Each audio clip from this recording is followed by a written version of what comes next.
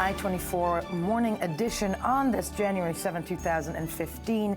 We're going back straight into the region that we're sitting in, the Middle East, Israel, Palestine. Palestinian President Mahmoud Abbas is attempting to put to rest speculations about the near demise of the Palestinian Authority. Speaking in Bethlehem, the 80-year-old leader said people should not even dream of the Palestinian Authority's collapse. Now, Abbas was responding to stubborn reports and statements in recent days that the body established 20 years ago as a precursor to an independent state has finished its course.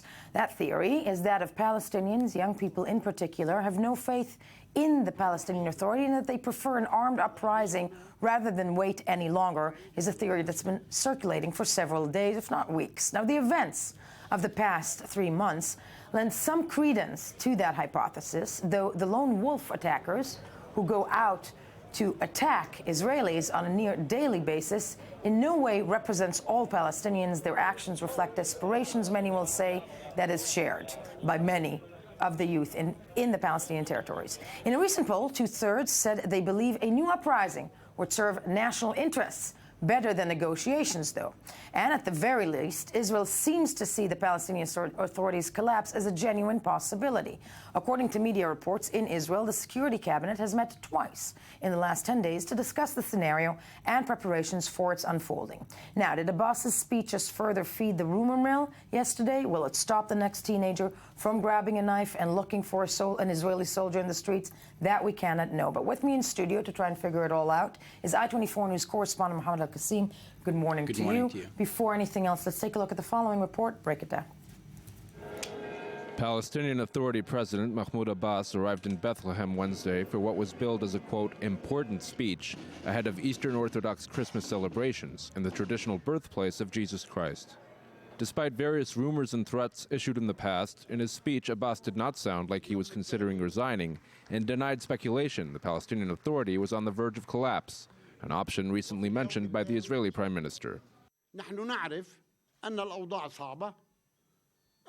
We know the situation is difficult and very complicated and that the solutions may not arrive today or tomorrow, but we must continue to maintain that which we have achieved up till now.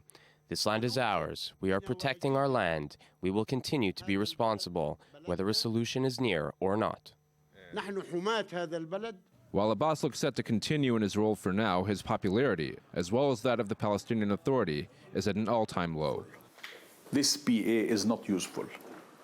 This PA is an interim authority that is supposed to take us from here to independence, to a state. The PA is static, is not taking us anywhere. And Israel is taking a lot of advantage of the current situation of the PA. Abbas reiterated a commitment to the two-state solution during the speech, while also condemning what he perceives as Israeli overreactions to Palestinian violence. Abbas also had criticism for the international community, which he feels is too preoccupied with other matters.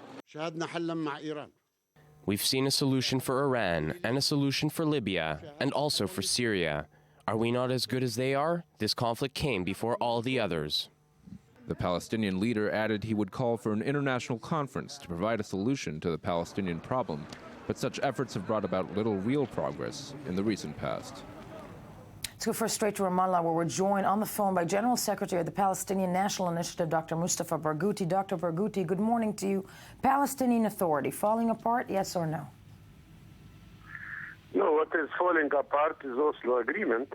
And what could fall apart is the security coordination between the Palestinian Authority and Israel. But the PA as such, I don't think it's collapsing because it depends on what you are talking about. If you are talking about the health system, I don't think it will collapse, or the educational system or university structures, no. But if you talk about security coordination between Israel and Palestine, I think this is at the very close edge to collapsing, that's for sure. And what has collapsed in reality, if people want to be objective, is the Oslo Agreement, because Israel made it fail, and it has failed drastically. I don't think any side will argue with you on that one, but Dr. Barghouti, I'm wondering with you out loud, when it comes to the young people of Palestine, when it comes to the new generation, so to speak, do they have faith in the authority? They don't have faith in this transitional situation. the PA, as was said, was supposed to be a transitional period towards building a Palestinian state.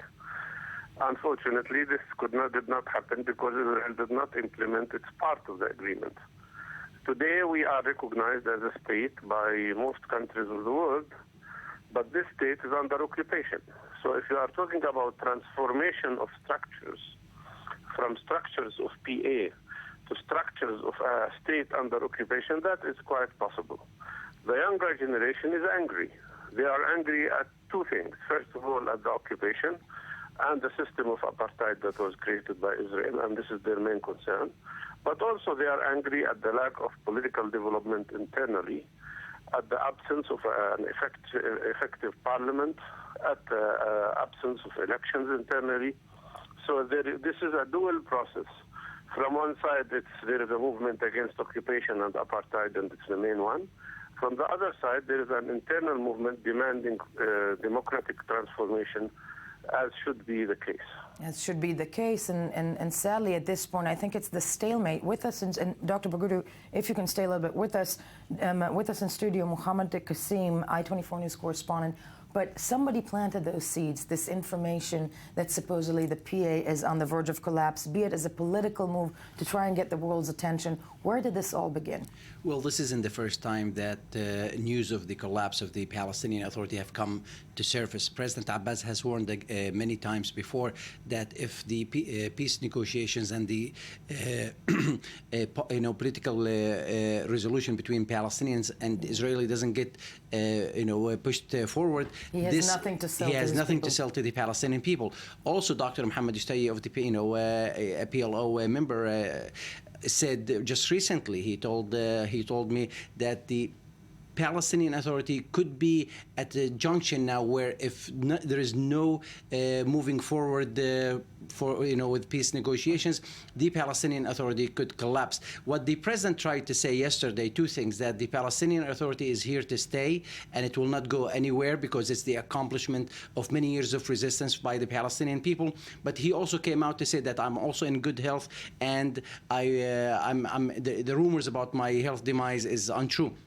And he spoke very candidly also about the failure of the international community of not finding a way to find a resolution to the conflict between Israel and Palestine. He said if the international community is able to put together and convene conferences about Libya and Syria and finding a solution to the Iranian nuclear program, how come they can't find a solution to the Palestinian issue? So he came out, there were really no surprises in his speech yesterday. Right. It was much, we could say that it was somewhat of a recycled statement, except that he mentioned that next week there will be a meeting, a PLO meeting that could have some kind of a decision about the future of the security coordination between Israel and Palestine. Between Israel and Palestine. Finally, Dr. Barghouti, if you're still with us on the line from Ramallah, when it comes to the Palestinian Authority, though, without international pressure on both sides, do you think there's any chance that the one glimmer or sliver of hope given to the Palestinian people, which is possibly, negotiations, without international pressure, do you think anything can work? No, I don't think so, and I don't think there is any perspective for negotiations. The problem is that there is a very serious imbalance in terms of power between us and Israel. And Israel is governed by the most racist, extreme right-wing government in its history. So without changing the balance of power, nothing will change. And I believe that the strategy that Palestinians are adopting is a strategy that consists of popular nonviolent resistance, mainly on the ground, combined with a very powerful boycott, divestment, sanctions campaign that is growing worldwide, and with political and diplomatic resistance that Mr. Abbas is conducting. I think this combination is going to lead to a change. Without change in the balance of power, there will be no negotiations and no results. Time will tell, it's the only thing that seems to be left for the Middle East is time. I want to thank you, Dr. Barghouti, of course, Mohammed Qasim, staying with us in studio. As we move